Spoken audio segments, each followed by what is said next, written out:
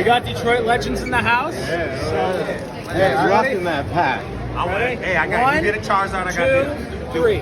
The boys are excited, so I got to be here to watch this. Okay, let me know if we're getting five. We got Pidgey, Potion, Diglett, Kadabra, drop from the back, another Diglett, Rattata, Ponyta, Energy, Energy, Clefairy. Oh, what is that? What happened? Is it really a good hit? I'll take it.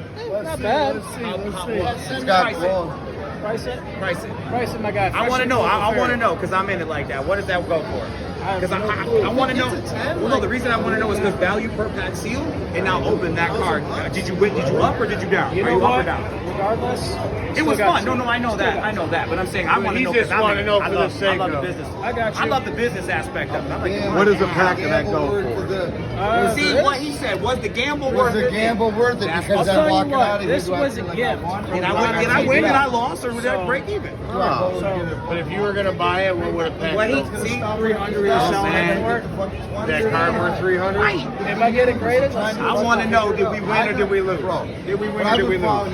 Okay. I feel you, ready? I feel you. Okay, ungraded, Ungraded. 750. No!